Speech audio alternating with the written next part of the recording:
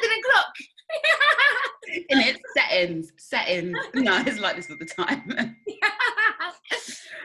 Nicole Logan, man, it is a joy to be sat down on Zoom. Can you believe, in a big pandemic? I know, it's actually mad. It's actually like, this is how we live now. I've seen you so many times, but like this. Yes, like. I'm loving that. I know what your background will be. I'm like, yeah, when Nicole comes on. This is the most suitable background, so this is what everyone's getting. Like, this is what you need to see. No. Don't need to see my dirty kitchen. Don't need. Yeah, exactly. You can only see from this side. Anything else? Nah, I'm trash. Right? I'm trash. Exactly. This is Too Much Sauce 2020 in collaboration with Roundhouse this year. Hey. Woo! The gallery is called Joy and Resilience in 2020. And when I thought about the people that give me joy, but also when I think about the people who are mad resilient, Nikki, your name is probably, like ding, ding, ding, ding, ding. Family Fortune's name at the top. Yeah, it's it's right up there. So yeah, I want to celebrate you, sis. We're going to get into the story, and there's loads of things that we could probably squeeze into half an hour. But as someone who loves audio, loves culture, loves arts, and loves people, yeah, I needed to have you as the headline act boy. I needed to just get the story and the tea and the juice from this year. It's been a wild year, but you've got gems for days. So yeah, without a little bit about Joy and Resilience before we jump in, maybe tell us a little bit about who you are and what do you do? Yes, so I am Nicole, or Nikki Logan. If we're cool, you can call me Nikki. And I'm an audio maker and cultural strategist. I used to work at Swarzy because I used to work at the Roundhouse and run the platform Transmission Roundhouse. And now I work for a different company called Reduced Listening as their development executive. So the idea there is to find new talent, make the audio industry more inclusive, more diverse, and basically a more interesting place for people to work and make art in. And I also sit on the board of the Multitrack Fellowship charity, which is an audio charity as well, and again has the same goals, which is about making the audio radio industry in the UK accessible and inclusive and a great place specifically for people of colour to work, because that's my passion. That's what I care about. I care about Black women, I care about Black trans people. So like, if they're cool, I'm good, and if they're not cool, I'm not good. And you are someone who's always like busting down doors so that people can come through. And I think this is why, one of the reasons I needed to just grab you, because this time last year, October last year, we were in Carnaby Street, Too Much Sauce was in full flow. And I just said, what do you think about this coming to the Roundhouse? And you said, yeah, let me look you in with all of these people. Let me hit you up with that. And I said, wow, I didn't realize it would just be so easy sometimes, because you can have the ideas and you can dream and you can think, oh, this is what it would look like, but without someone connecting you to the right people, Nikki, I just have to say thank you. The reason I'm collaborating with Roundhouse this year has a massive pull on you, and just to say thank you for that. But why is it important for you? Why is it important for you to kick down those doors and bring people in? I think it's important to me because like they are my people, and I think before I could really articulate the fact that like Moses style, like let my people go, like that's actually, I'm not comparing myself to Moses, let's get that really clear. So I'm saying the energy is the energy that's coming with you. The same. Like the thing that I care most about is like, it wasn't enough to care about myself. So I went in as myself and was like, this is rubbish for me. And the only way actually to make it better for me is to make it better for everyone else that looks like me or is a part of me. So, that is the Black community. And that extends, because I suddenly realized that if I only cared about, Black women, that wasn't inclusive of Black men. If I only cared about Black cis people, that wasn't inclusive of trans people and non-binary people. And actually, it was still going to be bad for me if it also wasn't good for them. And Swarzy, like, without trying to air like anyone's dirty business, like these institutions actually legit don't care. They actually don't. Listen, let's get into the tea. So yeah, no, don't worry. I wish that they did. I wish that that I think it's changing. Like, obviously we've had this massive year, but for too long, I'm talking about big platforms, big institutions, the heads of these spaces, they did not care. One of my first jobs, the CEO of the company used to call me by a different name. I worked there for like 3 years, call me a different name every time he saw me, and also I was the only I was the only person that wasn't white in that building. So if you were going to remember anyone's name, it was probably going to be the only black person in the building because they would be unique. And he couldn't remember it. For about the first 3 months, he would stare at me and be like, who are you and why are you here? Like, why are you presenting in meetings to me? And that was on the lighter end of the scale. That was on the lighter end of you're not welcome, exactly. you know? And so also, like, I've just been through like lots of tiny things. Like, I remember I was called a slut in one meeting that I was leading. No. That happened. Yeah. By the head of a big theatre. Shout out to him. But and all those tiny things are happening, and I was like, if I don't do something to stop this, this will literally continue to happen. And I don't want it to happen to me, but also I know that I'm the only person in this space right now. So if I leave this organization now and they hire another black woman or a black guy, if I don't do something now, it happens to them. And that's not cool. And then I was also seeing the rare people of color in those positions of power, and seeing that they hadn't made it better, and that made me so angry, and that made me so resentful. Like, even if I couldn't articulate it at the time, I was angry at them specifically. It's like, how dare you not recognize the power that you have because you're here, like you're in the room, and how dare you only use that to look after yourself. So like, I just also didn't want to be a hypocrite. My heart isn't set up like that. Like, my heart is only like, how do you make this better for everyone? So that's what we had to do. And I think when I realized that at the time I wasn't emerging anymore, like I was in the room, I was at the table, like at the board table. I know that's like a metaphor for a lot of people, but literally in the board table, board table. A real table with a real seat. I was there. exactly. Like bare, like Olivia awards and like BAFTAs and stuff on the wall. Like when you were like, and you were like, oh no, it's actually me. It's actually only me in this space. So if I don't say, hang on, like if this is a play with an all Asian cast, should we hire an Asian consultant to run the scenario? Like, if I don't do that, quite literally no one else is going to. So if I don't do it, I'm actually condoning those behaviors. And I think that was I literally made that decision like when I was like 23.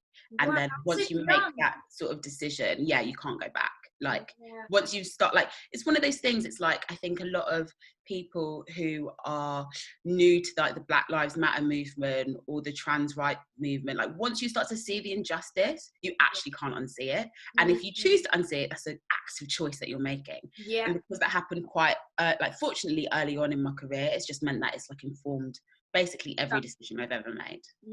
And possibly as well, it's like, well, Nikki was hot on it this time, so she's probably going to be hot on it again. And so once you've made the first step, I suppose you kind of allow yourself to be like, no, we fought for this and we won that previously, so this can't happen again and it can't continue. But I love what you said there about being angry at Black people who have just used that power to look after themselves. But what do you think about, do you think there's something special about our generation? Because I wonder if the generations above us couldn't be as vocal or couldn't be as brave about the things that, for us, we're just calling out, we're hot, and being able to say, no, I'm not taking that. But do you think it's a generational thing? Do you think that now there seems to be a real different kind of empowerment? I don't know, what's your feel? I wouldn't necessarily say that we were braver, partly because like we know that like the civil rights movement in this country is way older, that like it's hundreds of years. So like, no, I wouldn't say we're braver, because there are lots of great examples of people who in positions of power that haven't done that. Like not everyone's like a Priti Patel, do you know what I mean? Like there are so many people that have really done really great work and leveraged a lot of their privilege in order to like champion other people. I would say though that when you advocate for inclusion or do any sort of like activism or organising, like you're leveraging your privilege, and a lot of people won't feel confident to do that because they've got bills to pay. Like the capitalist system isn't set up for people to win. So like you have to, like, often if I go into organisations and talk about this, I'm really saying like, what are you willing to lose? Like that's what you're doing. You're risking something. You're risking something to actively go against the system, and it hasn't always worked in my favour. So like it's really cool because I've got a great job in a company that want to have those conversations, but I also know that I didn't get jobs in other companies because I have those conversations. But So I think everyone makes a personal choice in that. I think we are here because other people were here. Built the foundation, absolutely. Right? And so I wouldn't have gotten in those early. I got like one of my first jobs in industry through my uncle, who is a person who worked in the media, was very well settled, and leveraged his skill set, his privilege to get there, and then advocate for lots of different people, not just me. So it's not nepotism, but like lots of different people, of which I benefited. That's the way I got my first job in paid job. Paid job in industry, because before just that, like that little asterisk there. yeah, exactly. So like when I look at people like him, Colin Gillespie, like I know that like no, like it's not just a generational thing, because he's grown man, you know. Yeah. I think some people are selfish. Sorry.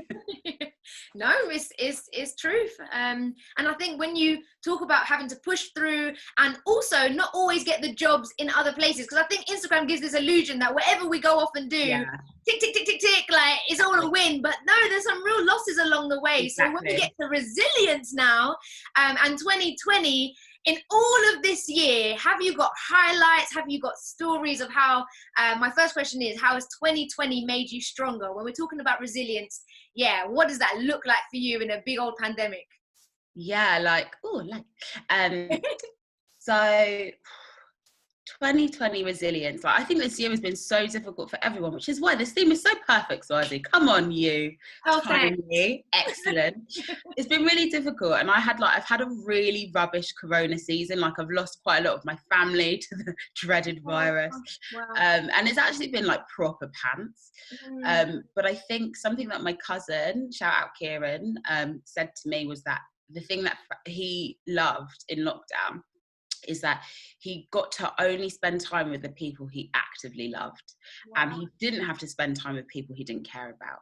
And he said that in like the second week of like the sort of March, April lockdown. Wow, and honestly, like I don't even know, like let me call him after this and be like, that changed my entire like outlook of lockdown. I was like, look at your circle, look at your people. You're only having to chat on the phone to the people you love. Like you're only having to you're chilling with your like mom, like and your parents like every day. Like this is sick. Like I don't have to worry about like people that I don't care about. And I think that that helped me reevaluate like how I was accessing life. And I think your base and your community, like not everyone's able to have a really strong or supportive family. Like some people just don't have that access, but like everyone has a community, whether they're blood related or not. And like for me, it really helped me to reevaluate what that looked like. And like my life now looks radically different than it did to the start of lockdown, and not because of lockdown, but because of like even like my job completely changed. Like I decided to have a notice in the middle of a pandemic, which is insane. Like that is insane. Yeah. People. But like a lot of that, like I had said, and I had like been praying into, I will have a new job by this date. That was my prayer. That was my heart. Like that was it. Where did that vim come from? Where do you get that vim? I don't know. That's divine energy. Imagine having that vim. That wasn't me. What an insane thing to do. Imagine, I love it though. And here you are in a brand new job. Yeah, right. Listen, prayer works, as my mum would say. But I think that is the thing that I knew that I needed, and it came through. But it was still a risk. Like I stepped out into the risk, if that makes sense. And I think for me as well, like there was like reevaluate, like your life is really short, and actually tomorrow, like auntie bars, tomorrow is fully not promised for you. And if the pandemic should have taught anyone anything, is that you are not promised tomorrow. You're not promised this afternoon. So what are you going to do with the time that you have? And bet on myself. I had to bet on myself. That like I would fall on my feet, even in the middle of a pandemic. And if there was any time to test that, it is when the world is burning, literally burning on fire, California. So there was a lot of that. There was a lot of trusting in the stuff that I had built already, and care about people, bet on myself. And then also, like, I know what, like, now I know what, like, my purpose is in terms of career. Life is a slightly different thing, but in terms of career and like what I want to do in the public space, it really is about campaigning for inclusion. Right now, my like inclusion focus is about race, because that's what's closest to home. Like, but like, I'm also learning the things that I need to do, like I said, about trans rights and people with different gender experiences, about people with different disabilities and access requirements. Like that is something that I need to learn in, and I'm really up for doing that work. And once you commit to that, once you commit to like your career purpose, a company, a paycheck, the clout that you get from an organization, it doesn't matter anymore, because it's nothing to do with that. Yeah, it's nothing to do with that. It's nothing to do with like people, like nothing to do with the end of your email address. Like, people can get really hooked up on, I work for this company, but you can be in that company and know that it's an awful environment, like not doing the work. So commit outside of that. And for me, that made some of these choices really, really easy. I'm also speaking from a place of privilege, is that I didn't have to worry about dependence and money, and like if I was going to have a roof over my head and stuff like that. That wasn't something that I was processing. So in knowing that I didn't have to worry about that, I was like, of course I have to be brave and make it better for other people. Like, how dare I try and like chuck that privilege in the bin? What a dumb and selfish thing to do. Yeah, exactly.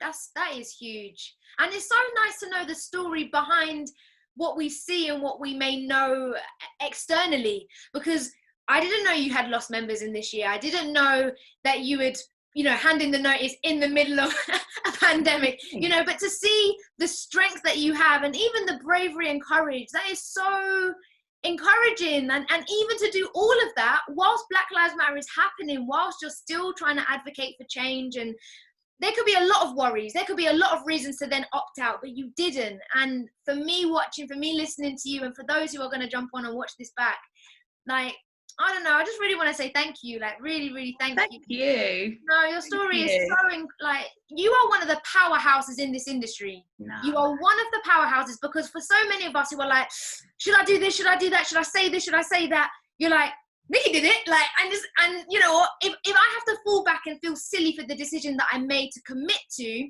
there's other people around me who are doing the same thing. I'm not alone. And when you realize you're not alone in doing something, the confidence that fills your belly, the fire that comes, you're like, okay, yeah, that is, it's the best decision to make. I think there's a lot that comes from, like, if you have a belief system, there's a lot that can come from that, and there's a lot of confidence that comes in that.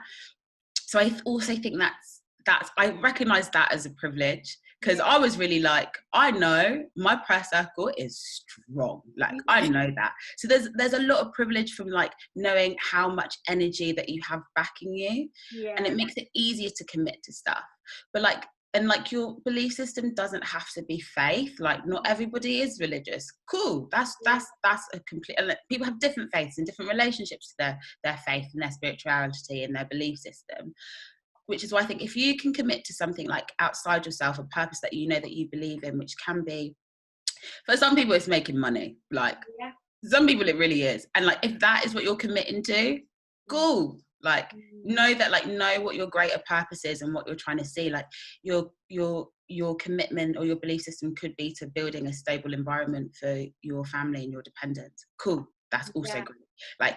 Like it can be in service of, like, you know, a god or a belief system. Cool, amazing. Like, it makes it really, really easy to do that. Like, I think my only advice would be, like, never ever commit to an organization or a job title. That is a ridiculous thing to do. Wow. Especially in like a capitalist world, like, especially if you're a person of color, especially if you're a woman, definitely don't commit to a job or a job title, because those things aren't there to serve you. They're not actually there to help you out or see you win. They don't want to see you win. So commit to something that is outside of all of that.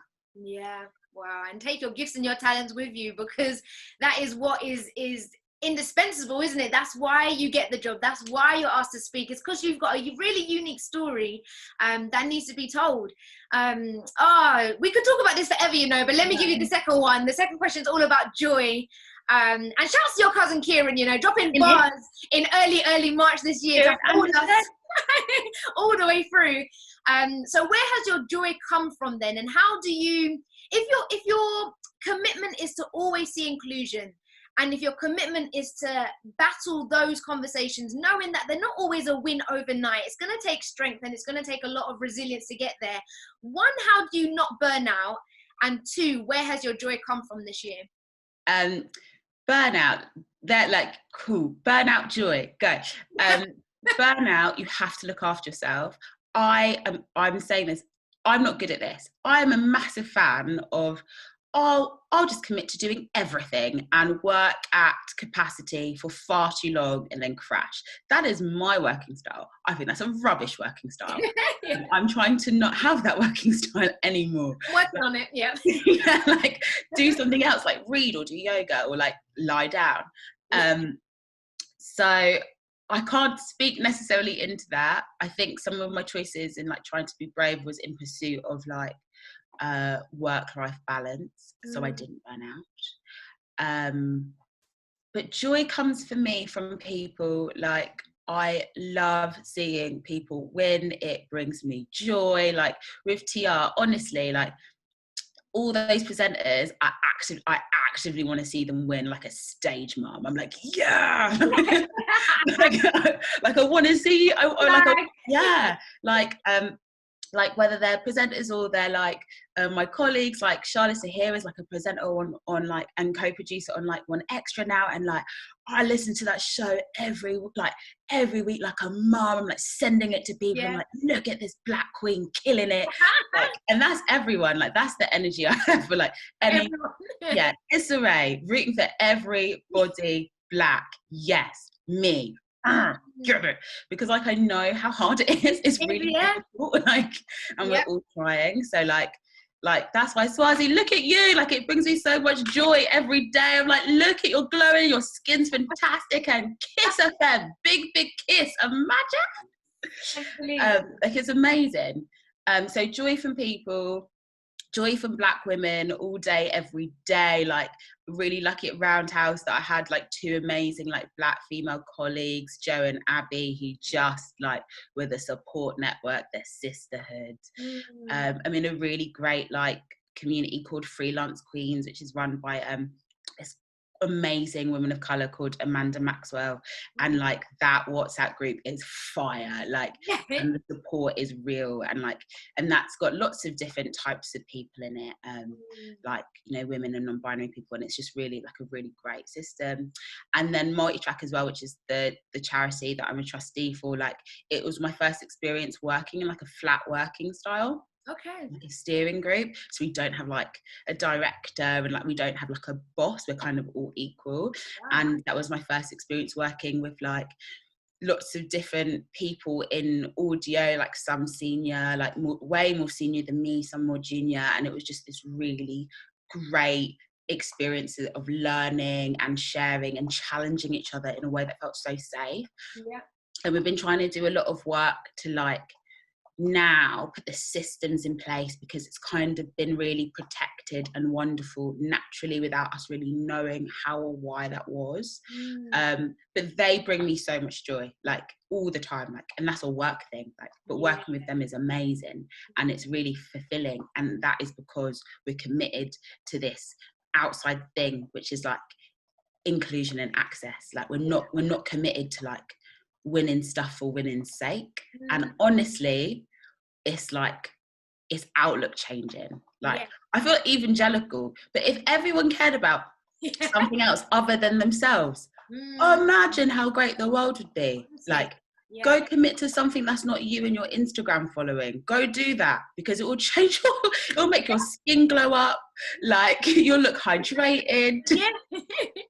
And we always know that a diverse team is a better team. Always. When that joy comes from the different people and the different comments. Like I think it was the race on audio and radio conversation we might have had, I don't know who said it actually, maybe it was even you, sis, just said the minute you have a diverse team, you've got diverse thinking, you've got different ideas, you've got different ideas coming to the table, which makes you, like, it's cute, like you've got different things happening all at the same time. But in your experience, going off tangent a bit, but what is the if that was a statue and that statue needed to come down, what is the resistance around some of the things that you see for why teams do not want to be diverse, or why people seem to be left out and pushed out around the circles? Why do you think that is, if we know we all win if it's diverse?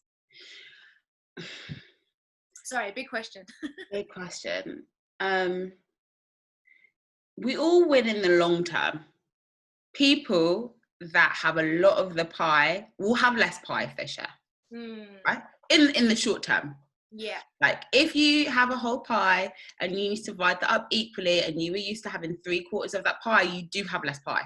Yeah. And if I think that it'd be very easy, and I understand it. I think it's wrong, but I understand why. If I have a whole pie and I don't have to share it, cool. Like, why would you? Yeah, I'm cool with that. Yeah. Yeah, I don't have to. It's my pie. I made the system, so I have the whole pie. Then you're asking me to share it because you want pie? No. Yeah. So I completely understand why people would be like that. Yeah, I think humans, and I think we live in a system which is capitalist and very incredibly prejudiced, read racist. And like in the West, in the UK, in the London arts sector, it was literally built on inequality. Cool. It's built in, like, it's built in to the, like, if you go into a theatre, I used to always say this, if you go into a theatre, inequality is built into the building. Like, that is how institutional these issues are. You go to a Western theatre, if you're getting one of the cheaper seats in the gallery, you don't even go inside. The door's on the outside. Wow. For you to go straight up those stairs into your seats at the very, very top. If you've got the expensive seat, you go in through the main doors, you go through the pretty lobby, you go into the nice bar up into the Royal Circle. Wow. That is how much that inequality is built into the UK art sector. Literally, yeah. Literally in the building, in the fabric, in the framework of how this sector was supposed to operate. So, of course, it's going to take time to unpick it. And of course, people aren't going to want to share. But I think what's really amazing now is that because of the internet and because Black culture is the culture, fight me, like it is, what those institutions are really realizing is that the conversation is in a different space and they have to be invited to it. And the more people know that and start recognizing their power, cool. Cool. And the rest of us that work in those institutions, our job is just to say, Swarzy, come through, let's go.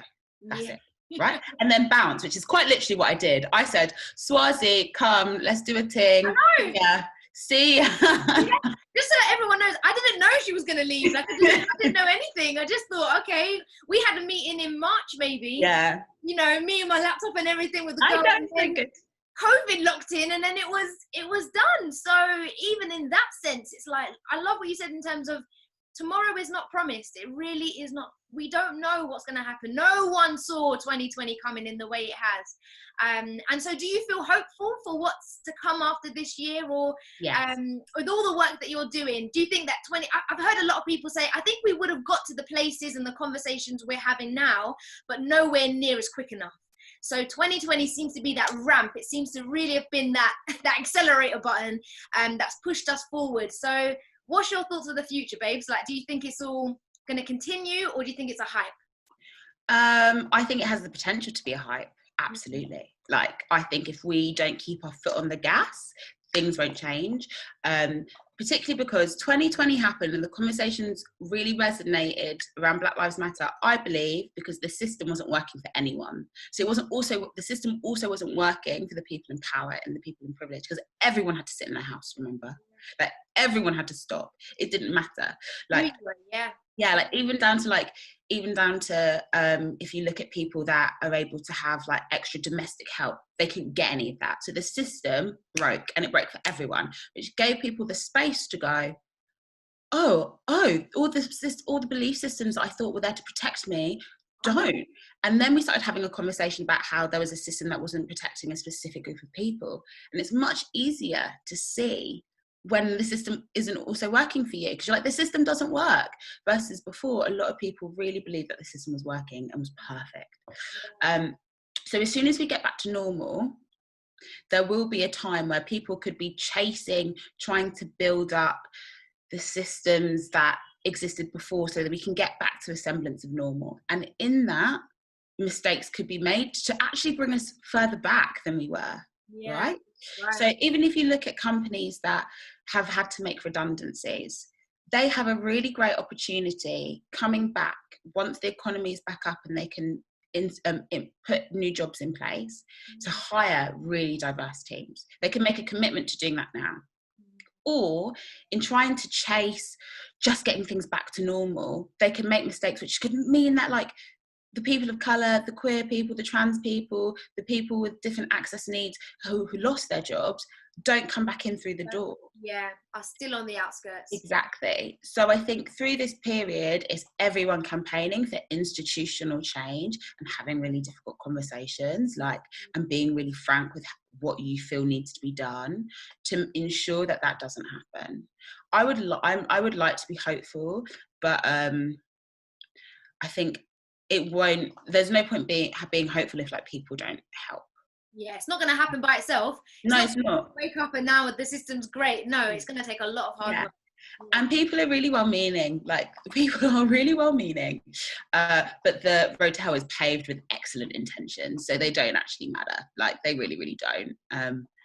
So I'm 50-50. I'm just watching at the moment. I'm just watching and trying to gas everyone else up to do what I do. I say that to TR, when they're like, Nick, I'm so grateful for what you've done, or whatever, they're like, this is so great, thanks for helping me. I'm like, you don't need to thank me. What you do need to do is make sure you go help someone else. That's what you need to do.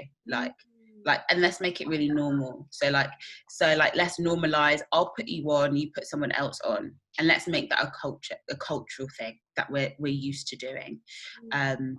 Yeah, absolutely. Because it's not just anymore, I'm the only black person here. No, you have to have this mentality. There needs to be more of us. The more there are, actually, we all win. Like you said, it may be a longer term win, but actually more people that you've got around yourself. And I've been shocked, people where I'm working in radio, I've had really good friends, white friends, jump in the conversation where I've not had to, break down white privilege. I've not had to break down why we can't do this instead of that.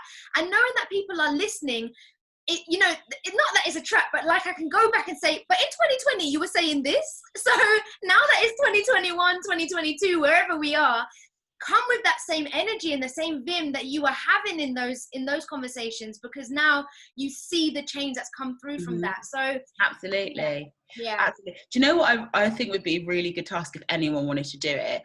Go through bare companies and just find their, because you know how everyone did all their tweets, yeah? Someone on the internet, just go through, compile everyone from Roundhouse to Nike to everyone, compile all their tweets and all their commitments and all the things they said, all their beliefs, Black Lives Matter, find them all. Every time they change their logo to a pride flag, find it. Yeah. Just so in a couple of years, if we need it, we've got receipts. You did this. You said you would do this. And let's just keep holding people to account. Yeah. Oh, babe. That's over. Welcome to my TED Talk. Thanks for listening.